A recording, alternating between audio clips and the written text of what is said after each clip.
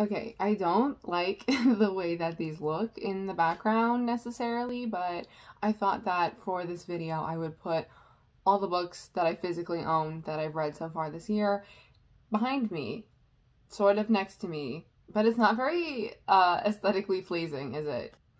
Hi everyone!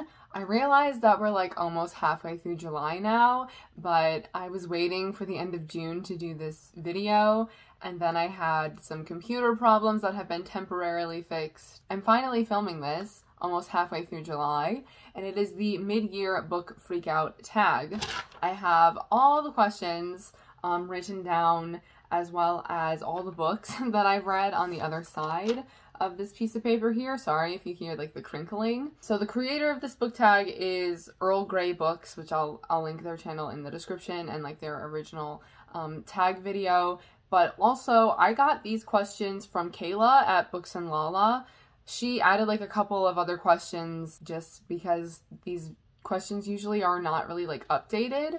So she added a few, and I will put her video and channel in the description, and all the questions and stuff specifically from what she had in her video. The first question is the best book you've read so far this year, and this is like really hard for me to choose because I want to be able to showcase like different books that I've read instead of just having like the same answers for every question, as well as this is phrased as like the best book that you've read so far this year. And so to me, that isn't necessarily like my favorite.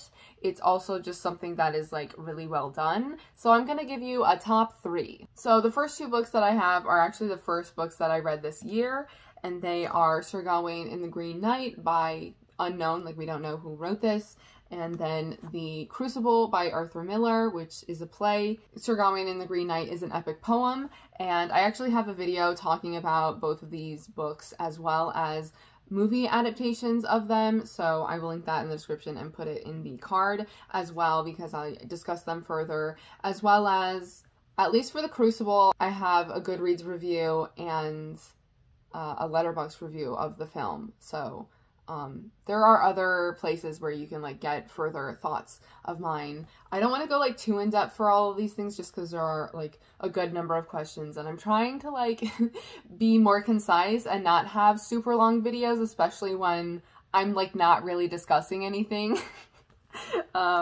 So there are those 2, and then also in the spring I read A Little Princess by Frances Hodgson Burnett. And the reason why I'm putting these as the best books that I've read so far this year just very much has to do with their literary merit in terms of the way that they are written. I think that Sir Gawain and the Green Knight, I haven't read many epic poems, and it was just so well done. Like the rhyme scheme and just like the writing in general and the imagery that the words were evoking. I loved it, and I bought like more Arthurian literature after reading this, and I'm also more interested in reading more epic poems. And then The Crucible was just like so thought-provoking, and I thought the characters were really well fleshed out. And again, I'll never stop talking about how like underrated I think playwrights are, or like underappreciated. Maybe I'm not just watching people in the right sphere of BookTube to get a lot of like play content. This is an American classic and well-known play for a reason. And then A Little Princess is also just so well written, and it has this good balance of like, it's a children's story, but it can be enjoyed by adults. And actually I watched the Shirley Temple movie version of this soon after finishing the book, and it felt too much like it was, I don't know, like it wasn't enough for kids almost. It was really strange. Even though the main character is a child, they seem to like really add on to the adult characters who like aren't really prominent in the story in the book or don't even exist. Like they added characters. It was really strange. So it seemed like it was trying to make this story more palatable for adults when it already is on its own. It's so charming, and I like, there's that one quote by C.S. Lewis where he mentions like children's literature needing to be enjoyed by adults as well. It's like not good if adults can't enjoy it. I completely paraphrase there, but like that's the gist of it, is that if it isn't enjoyed by adults, it's not very good.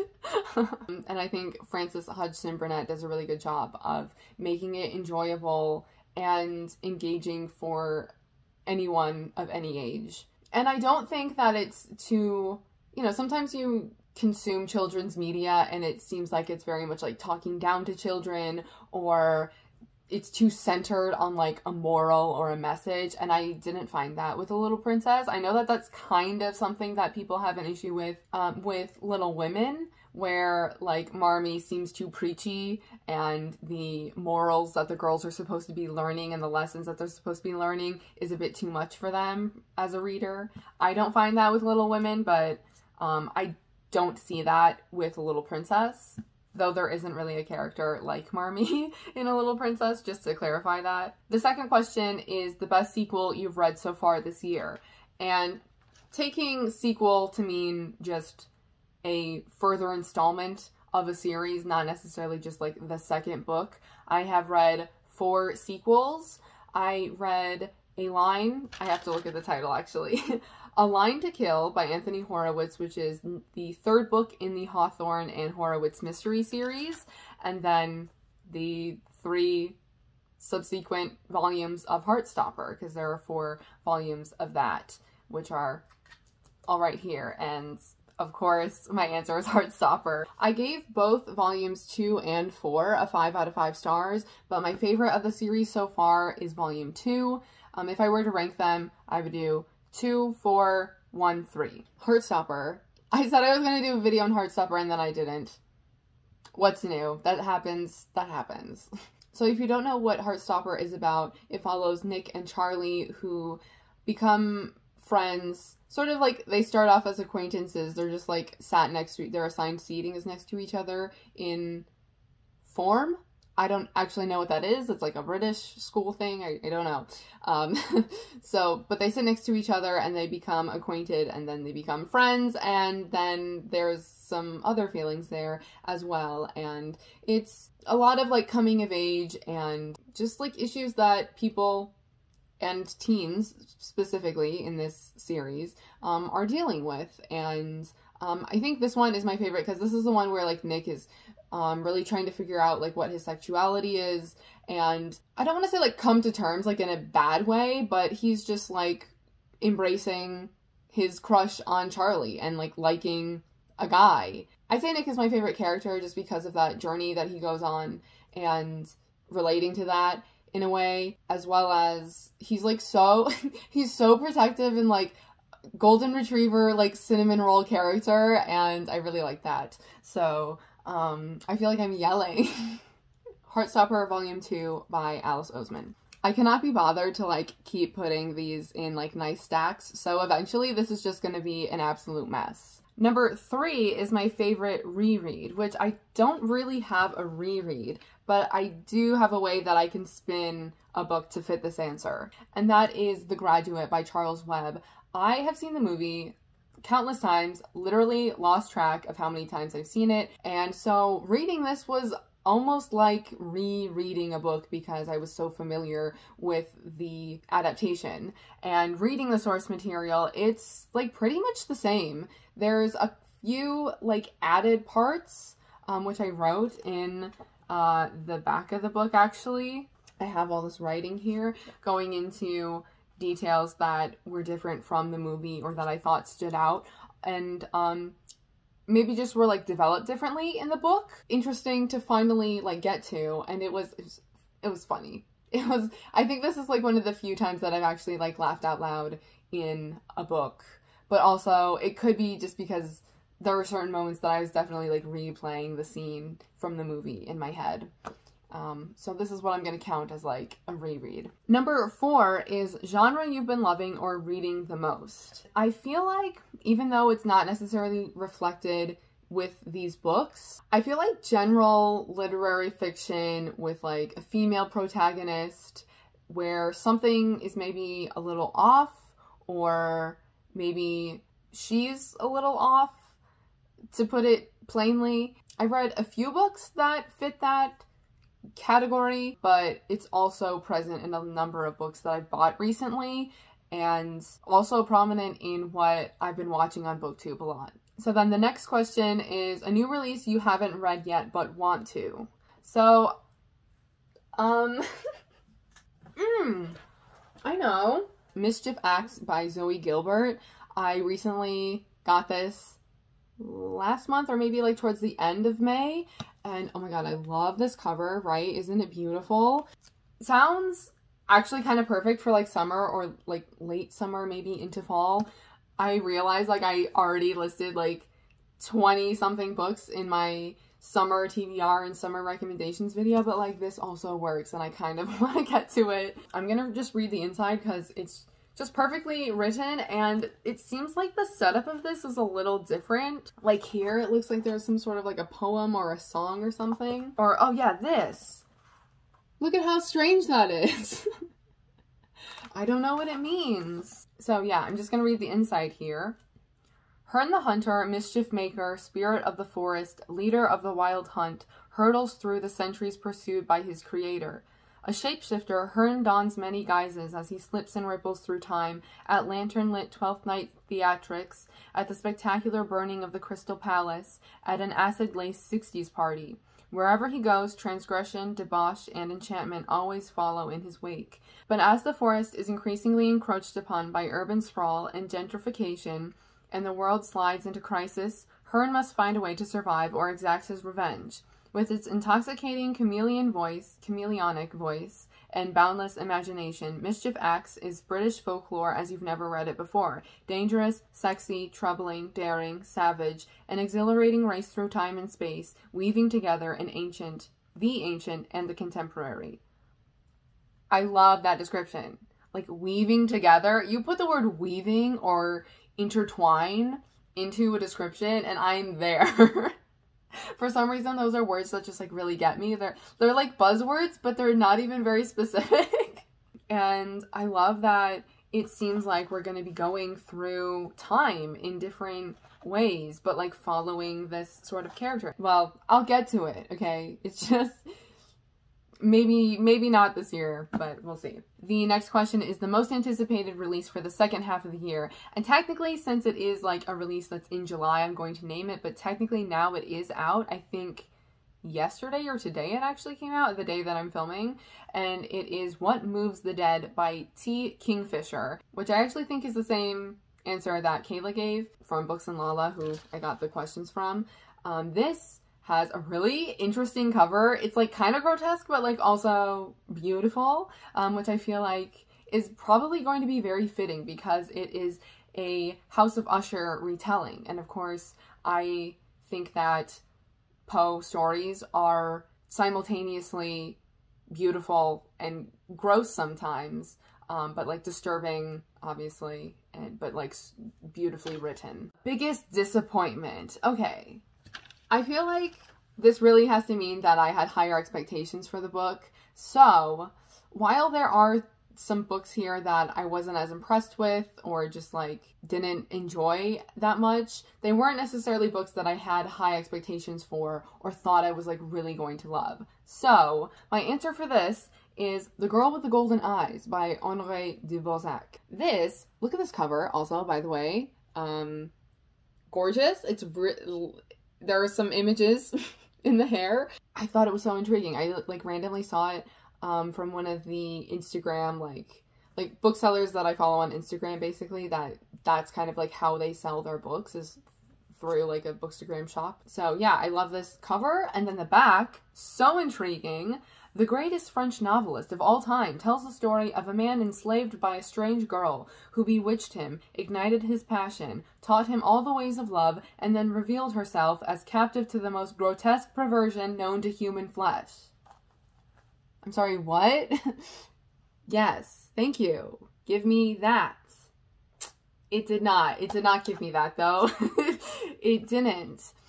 Where was that? There are two things that I didn't like that much that ended up being factors of disappointment. The two main sources of disappointment, I guess. And that's this very intriguing like sentence on the back here that just did not live up. The story did not live up to that. Where was the most grotesque perversion? I mean, like, I know what it was insinuating, but it still was a letdown. And also, like, kind of homophobic, but I don't know. I don't know if the story was, like, supposed to be told, like, the narration of this is wild, okay, first of all. And I couldn't tell if it was, like, Balzac himself, or if he was, like, playing a character, like, as a narrator, and just, like, writing these things in order to bring attention to them to, like, critique it, if that makes sense. Or if the narration, especially towards the, like, in the second half, in a way, just with the way that there's a prologue and then there's like 2 chapters. So the second chapter, I guess, is what I mean. I don't know if the narration necessarily was supposed to be more akin to what the main character was like thinking and feeling. I feel like it was possibly, I'm kind of hoping that it was Balzac as a narrator commenting on society and different ways of life, because of the way that the first chapter goes. He's kind of like putting everyone in the world down. He's just like, everyone sucks, humanity. We're all terrible people and we're all ugly. But is he saying that, or again, is it like the narration? You know? So that's kind of the other part, is just like this philosophy session that he just goes on for, I guess technically there's like three things that were like points of disappointment. The entire first chapter is him going through the different classes of society and talking about how they are corrupt, how each sort of like main person of that class of society is corrupt and debauch. And those are 2 things that negatively influence one's physiognomy, which is like the way that your face looks. Like every aspect of like your face, like physically, which was so interesting and again sort of wild. Like, what is he even saying? like it was not what I was expecting, but it was so well written. I was like really into it. And just the first, if I can find the page, the first like page the first like paragraph here just says, one of those sights in which most horror is to be encountered is surely the general aspect of the Parisian populace, a people fearful to behold, gaunt, yellow, tawny. Is not Paris a vast field in perpetual turmoil from a storm of interests beneath which are whirled along a crop of human beings who are more often than not reaped by death only to be born again as pinched as ever, men whose twisted and contorted faces give out at every pore the instinct, the desire, the poisons with which their brains are pregnant. Not faces so much as masks. Masks of weakness, masks of strength, masks of misery, masks of joy, masks of hypocrisy, all alike worn and stamped with the indelible signs of a panting cupidity. What is it they want? Gold or pleasure? But I thought it was hilarious, but also like, Jesus, just hit me with the writing. Oh my God. Like, reaped by death? I was like, what am I getting into here? I like actually read that first page and I had to like take a moment. I was like, okay, let me prepare myself. And I've never read any Balzac before, so technically his works are like all a part of this like huge series. Like on Goodreads, it says La Comédie Humaine number 55 out of like 90 or something like that. It's all just mostly like characters that are like maybe interconnected and show up in other works other than the work that they're maybe introduced in, which I'm hoping the third thing that I was going to mention in terms of a point of disappointment, which is talked about in the prologue, these 13 who call themselves the Devourers. Like, and it made it seem so like they have powers, like very mythology-like, almost fantastical, and I was like, oh, what is the Devourers? Who are these guys? And it just seemed like they were I don't know, beings like around the world who like knew about each other, like a secret society in a way, but like maybe they're immortal and have powers. Like that's what I was getting from it, and that literally none of that happened. Nothing happened. It's just that the main character, Henri, or Henry, if you want to say it. It was just in English. He is like one of those 13 men who call themselves the Devourers. Like, I want that. What was that about? And that has me intrigued to read more that that Balzac wrote. So if you know about that, like, let me know. Biggest surprise.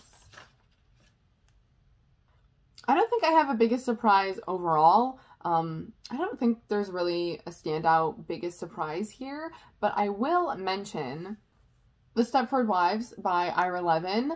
I read this and was kind of like underwhelmed to an extent. I was like, oh my god, this had so much potential, but it did not give me what I wanted. It didn't have as much depth as I wanted. But in hindsight, like now that I've been able to think about it and reflect on everything that happened, as well as I watched both adaptations, the 1975 adaptation and the 2004, I think, adaptation, which is a lot more like campy. I enjoyed both for what they were. The 75 film is definitely better in my opinion, but also like just closer to the book. Very good. Very good. Actually, now that I'm thinking about it, that should be on Criterion. Criterion. Is there even a release of that? I don't know. Anyway, I watched it on like Tubi or something like that for free with ads. So anyway, but I think watching the adaptations plus time having passed after finishing the book, like I've been thinking about it a lot, and that's sort of the surprising part, is just how much that I don't actually think that this is underwhelming. I think it just hits kind of afterwards and comes about after you finished it, and when you reflect on and think about, like critically think about the novel, which just means that there's a little bit more implied that you have to pick up on and that has to like ruminate in your mind afterwards or while you're reading it, depending, I guess.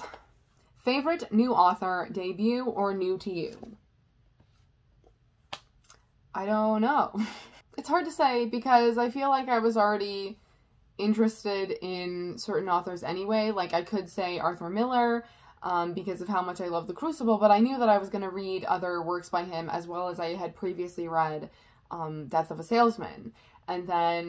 And obviously I just talked about Balzac and his writing, and then even The Stepford Wives. I mean, Ira Levin is the same author as Rosemary's Baby, and that's something that I would like to read, and I think will have like a similar tone and similar tactics, like in the way that things are sort of set up and the structure of the plot, I'm assuming. I will find out when I read that. I guess in terms of like books that I haven't really heard other people talk about, maybe like a couple people on BookTube that I read and that are new to me authors, as well as I think one is a debut. Emma Glass, who wrote Rest and Be Thankful, and then Claire Coda, who wrote Woman Eating. And Woman Eating in particular I really liked, and it's another one that I feel myself like thinking about after finishing it, and I would just be really interested in knowing what kind of other stories she has to tell,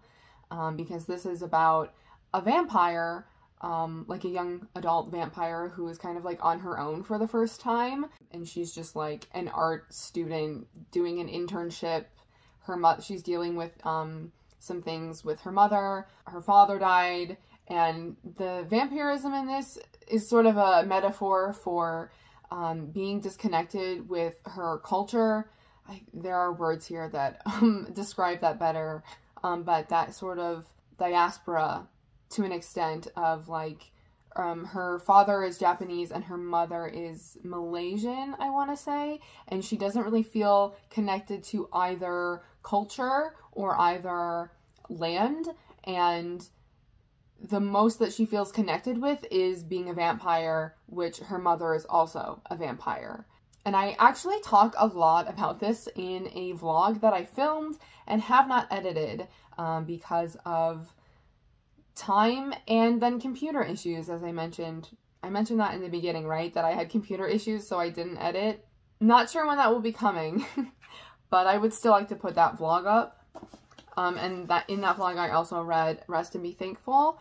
I really liked the ominous writing of this, and also kind of like realistic as well, because it was very much the main character like thinking about herself and herself in relation to people around her and certain happenings around her. And I really like that, especially for like how short it is. It was already very evident, and you didn't have to like read, you know, you didn't necessarily need more to that.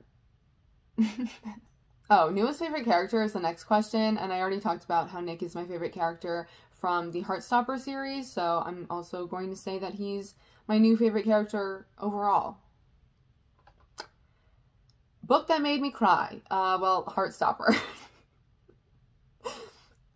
Maybe all 4 volumes, but like probably more specifically 2, 3, and 4.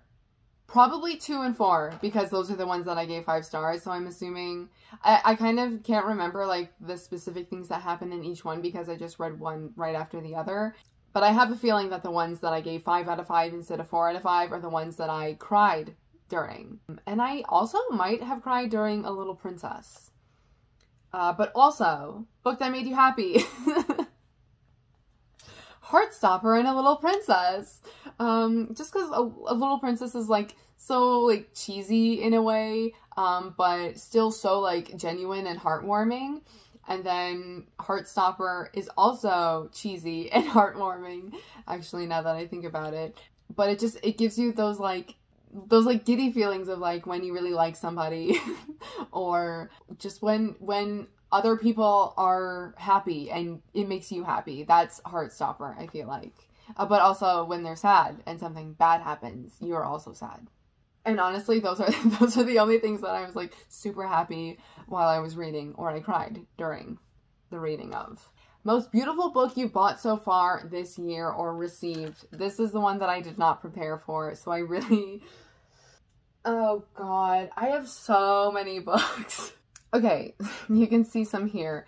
I did already show Mischief Axe, which has a beautiful cover. I'll just grab it one more time. This Mischief Axe by Zoe Gilbert. That's beautiful. Probably actually the most beautiful book that I bought so far this year is this Mina Lima edition of The Secret Garden by Frances Hodgson Burnett. If you're not familiar with like Mina Lima, it's like completely illustrated. Well, okay, not completely. Obviously there are just pages of text here, but it's got illustrations.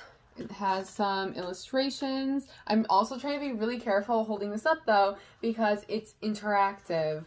And so you have, like, I don't know how well of a job I'll be doing here, but you've got like this opening here and it's a map of probably the house.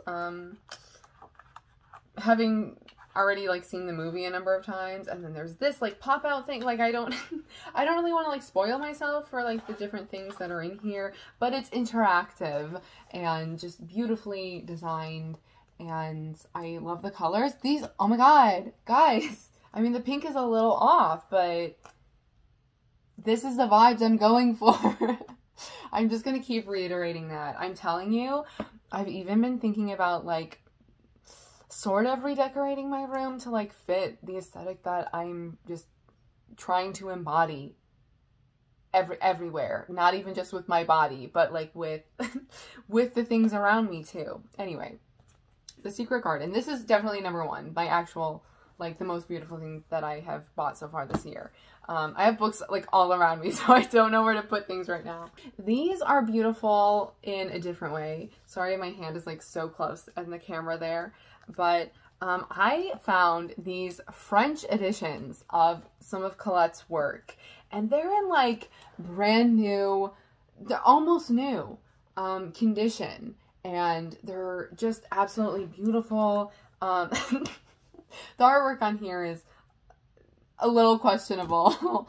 But they're just beautiful hardbacks. Each one looks like this. And then has, oh yeah, at the bottom here, there's, at the bottom there is a Roman numeral. So this says 4. So it really is just like this set of 4. And there's a built-in bookmark here, a ribbon. And I mean, I really don't even know if these have ever been read before. So I got this 4-book collection, and they're all bind-ups, which I like because I'm definitely going to get her work in English. I don't think I'm advanced enough to be able to read these and fully understand them in French, but it'll be interesting to be able to like see an English translation alongside these French editions. So the first book has Claudine à l'école, Claudine à Paris, Claudine en ménage, Claudine s'en va, La retraite sentimentale, La maison de Claudine, L'ingénue libertine, La vagabonde, L'entrave, and Chérie et La fin de Chérie. And they're gorgeous. So these are beautiful, like in a different way, you know? And then I have 3 more. 2 are like kind of cheating. This first one just has really hip cover art, and that's Girls of a Certain Age, a short story collection by Maria Adelman. And then these 2, just really well done design overall. The Exhibition of Persephone by Jessie Jezuska Stevens. So it does like already have like a work of classical art in the background, but then it has like this sort of cue with, it's kind of looks blurred, but also like spray painted. Just like the title treatment on this over the artwork is really nice. And then just similarly with A Certain Hunger by Chelsea G. Summers, you have the artwork of a character from the Canterbury Tales, I'm pretty sure. I looked it up. But I don't know her name off the top of my head, and I don't think it's actually, it just says cover artwork by Bernardino May. So that's the artist, but I don't remember what the artwork is specifically called, but I do remember it was like a character from, the Decameron. It's from the Decameron. That's what the image is from. But yeah, just like this kind of close-up of that painting with this sort of text treatment over top of it that looks like it was also like painted. You can sort of see like the paint and brush strokes. So those are beautiful books that I've gotten this year. What books do you need to read by the end of the year? Literally so much. Just, I'm not even starting because I bought a lot of books. I'm going to do a book haul soon. So it's just like, yeah, all of these things that I would love to read, as well as, of course, I recently did, which is my answer to the next question, favorite video or post you've done so far this year. And it's probably, maybe it's just because it's like the most recent thing I've done, but my summer TBR and book recommendation video. That was my previous video, which I'll link in the card and description. I knew that those books were things that I was going to be reading like around summertime, and I had thought about before, so like finally being like telling you guys and whoever watches about those books and how I had planned to read them, as well as just like dyeing my hair around that time and being really into it. And yeah, finding this angle, I've tried to do like something next to my phone so that the sound isn't as bad. I didn't like the sound. I need to get a microphone. Yeah, but that's probably my favorite video so far. Maybe it's recency effect, but I'll shout that out. Even though it's like super long because I decided to put TBR and recommendations in one video. But I think it's actually more convenient to have it all in one video, to be honest. Especially since I know that I'm not going to get to all of those books. And then, I don't know if there's like a post on Instagram. That's like my favorite. I've been trying to like post more frequently on Instagram, and now I've just realized that it's been a while. Oh, since I did that video, actually, I think, because it was also like my birthday. And then the last question is favorite book community members. And I wrote down 6 people. I mean, I'll get into specifics for everyone, but there's still so many people that I've just like consistently been watching for years. that it's no different now. These are just people who like stood out immediately and that I maybe discovered and have just been like really into their videos lately. So in no particular order, just like as I was going through my subscriptions, this is the order that they were in. So How to Train Your Gavin, Gavin at How to Train Your Gavin. What a clever channel name. I'll never get over it. And it also works so well because that How to Train Your Dragon series is a middle grade series. Gavin reads a lot of middle grade. He does a lot of like series videos lately where he'll read an entire series, like specifically a children's middle grade or teen series. Was it October? That seems like such a long time ago now. But like he read the entire Goosebumps series, like original Goosebumps series with Allie from Hardback Hoarder. That was a journey. He read the entire Animorphs series. Recently, he read the entire Pretty Little Liars series, which was so funny and really entertaining. He's so funny and really entertaining to watch, which I was about to say about that video in particular, but like really it's everything. He also, sometimes he includes like clips of movies and like puts himself in it. I don't remember what the video was, but it was essentially him putting himself in Mamma Mia. It was absolutely great. It's quality YouTube videos. And he's like, just like so himself as well, I think. Gavin at How to Train Your Gavin. And then Jordaline at Jordaline Reads. Oh my god, she's so funny too. And also, I love her like pep talks in the beginning, at the beginning of her videos sometimes before she like really gets into it. Maybe she'll have like an intro and then she'll just like take a moment and be like, you know what? No one's doing it like you. Keep going. You're gorgeous. And I'm like, you know, sometimes I really do need that pep talk. She also recently kind of had an aesthetic makeover where she she reorganized her bookshelves, which I desperately need to do, and redid parts of her room to fit the dark academia aesthetic, and kind of has like geared her outfits towards that aesthetic as well. And she's really into horror. And she also pronounces horror like me because I don't like it when people say horror too fast and it just sounds like they're saying horror. I don't want to sound like I'm saying horror. So horror. And she like kind of embellishes her words in her pronunciation, which I feel like I do a lot in real life, but I don't present it a lot in my videos. And now I feel like if I start doing that, it's going to seem like I'm copying her, but maybe I'm just really embracing the way that I genuinely speak when I am not, when no eyes are on me, when I don't have a camera on me or things like that. But she likes horror and thrillers, and dark academia is like something that oh wait, I haven't watched it yet, but she uploaded today a Dark Academia vlog, so I'm really excited to watch that. She also reads like a lot of like romance or contemporary, like, but I feel like I'm trying to say things that I associate with that person. So then next is Eric Carl Anderson, and I've been subscribed to him for years, but I feel like more recently I've just been like consistent with watching his videos and keeping up with what he's reading. And he's constantly posting, and I love that he not only talks about like the books that he's reading, but he'll randomly like see a list on the internet and go over like things in that list and like, hey, let's see what this organization or association says are the whatever books of whatever, you know what I mean?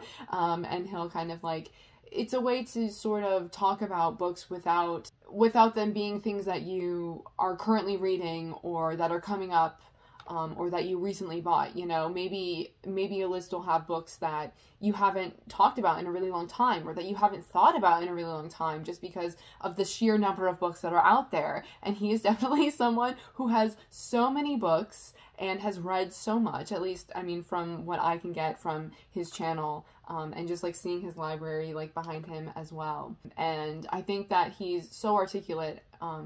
Yeah, whenever I watch his videos, I'm like, I wish I could talk about books like that sometimes, because he's so good not only at talking about the book, and obviously like the premise and things like that, but just like how he was feeling, but like still with going into a good amount of detail about it, and in a way that he like really is detailing what works for him and doesn't work for him.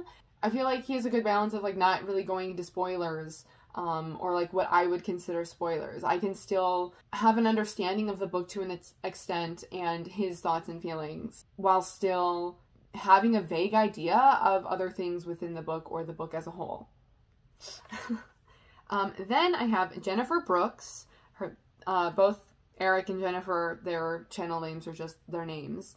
So Jennifer Brooks, she is a more recent discovery. Earlier this year, I kept being recommended one of her videos. I think it was something that had to do with like history books or a specific like topic of history or historical fiction, that like that video kept being recommended to me, and I was like, all right, I'm gonna watch this video. And then as I was listening to that video, I was looking at the other videos that she had on her channel, and I saw Chen from EXO in the thumbnail of one of her videos, and I was like, oh my god, what's this? Watching this. And turns out she's also into K-pop, and EXO is also her favorite group, so it's cool to find someone else who is like really into reading. And I mean, there's literally plenty of people on BookTube who love reading, obviously BookTube, who love reading and who are into K-pop as well. But I have found that a lot of people that I watch are mostly just BTS stans or have only really delved into BTS and only like talk about BTS. And I don't really listen to them, and EXO is my favorite group, so it is great to find a fellow EXO-L, and also, like, our taste in literature overlap, so it was just, like, a no-brainer subscribing, and she is, like, really into, historical, books, whether they be historical fiction or, nonfiction about particular eras. I feel like she has a video like on the Tudors and the Borgias. Is it the Tudors, or am I just mixing that up with something else? But I know I watched the Borgias video that she had, and like Italian literature and classics and things that take place like around the Italian Renaissance, and she reads a lot of like ancient classics as well. Those are the things that are standing. Oh, she also loves Interview with the Vampire. Interview with the Vampire. Okay, so yeah, we have some like good commonalities there. And then I also wrote down Tyler from Colorless Wonderland. Like Eric, he has a way of just like kind of thinking about something adjacent to reading, or like an aspect about reading or his reading habits or what he's reading, what he happens to be reading in the moment, and finding an aspect of those things and making it into a video. And I really like that, because I always find that I always feel like I need to be like specifically talking about specific titles, instead of just like general things of like what I'm doing, what I'm reading, how I'm feeling. And he's an English teacher, so he often talks about his students and like getting into reading and like being a reader when it seemed like there was a time where he like hated reading, or it seemed very tedious because of the way that like you read in school, and like the way that English and reading in school is just in the American education system. And it's just like finding those books that get them into being a reader and being like, hey, this is pretty cool. Because apparently that's how you think about reading. Also, he is into film as well. So every once in a while he'll like mention Criterion, or he'll be like aware of a book having an adaptation. And he also has a video that I have been like meaning to sort of respond to in a way. It was like the most significant, like, what is it, the most significant books to him? Or like the books that mean the most to him, or something like, I think it was like the most significant. And I thought about writing a comment, and then he also like he gives you his email address so that you can email him like something like much, comments do have a character limit, by the way. Remember that time when I used to write really, really long comments on people's videos? People in the film collecting community? Yeah, I know firsthand that there is a character limit to comments in the YouTube comment section. So, I thought about writing a comment under that video, and then I was like, oh, I don't know. Maybe I'll like email him, or maybe I'll do a video response, because there's like a sort of a story that I like wanted to share with him, just because I thought it was similar to and relevant to what he was talking about in that video with a couple of those titles that he was talking about. I might still do that. Yeah, whenever I watch another one of his videos, I'm like, oh yeah, I should tell him about that one thing, just because I want to share it. And also, I know that like he would appreciate it. Like, I feel like you could tell him any story, tell him any experience that you've had with reading a book, and he will like really take it to heart and like find that so interesting. I think that he has such a thirst for knowledge and like other people's experiences, and just genuine interest. Yeah. And then lastly, I have Emma Angeline, who kind of sporadically makes videos. She is working on a film currently, though. She is a film student currently, so that definitely has to do with why she isn't frequently uploading, but our taste in literature just overlaps a lot, though she's definitely read more like further back classics than I have, but also she's very into film as well, and our film taste overlaps, and just other characteristics about ourselves are on the nose. I also like that she talks a lot about and relates a lot of things to being a woman and being bi, and it is a very like natural response as well with how she's connecting those things to what she's reading or what she's watching. I can also count on her to like mention a classic that I'm less familiar with and that is not constantly like being talked about on BookTube. Obviously, like, everyone kind of has their own like niches and specific areas that they are really into in terms of literature, and maybe even more specifically in terms of classics. But I feel like more recently with what I've been watching on BookTube, it's been people around my age who have a wide range of what they're reading, but it still mostly includes like contemporarily released fiction and, you know, people who keep up with recent releases. So when they end up reading classics, it's usually the same sort of books and things that I'm like already familiar with. And Emma usually mentions authors that I haven't read from yet, or a classic that just overall I'm not very familiar with. So I get more classic recommendations from her. And again, like further back classics than just like, I don't know, I feel like a lot of people read like 1800s classics, like 19th century classics, which understandably so. I mean, I love Victorian literature, but she reads more than that. She loves Montaigne. She loves Les Liaisons Dangereuses.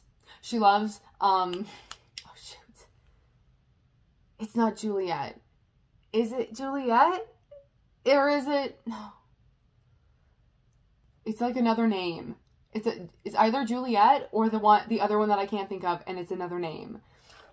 Those are some works. Recently she read, like last year, she read Orlando by Virginia Woolf. Loved that. And Giovanni's Room. I remember she loved that one as well. Okay. I think that's enough. Now that I have been filming for far too long, this is going to be a pain to edit. I love that I said I was going to try to keep this short. It is what it is. What do I want to know in the comments? What is the like category or genre of book that you have been reading the most? What have you been into the most?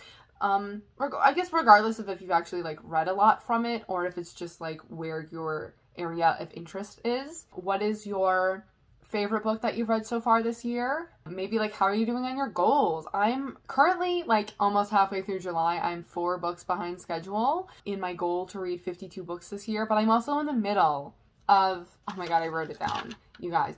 Technically, I'm actively reading 4 books right now, but there are 8 on my currently reading Goodreads shelf. So I guess to actually answer that question of like what books do you need to read by the end of the year, probably everything that I'm currently in the middle of. Just have all of those 8 books finished. So thank you for watching, and I will see you in my next video. Bye!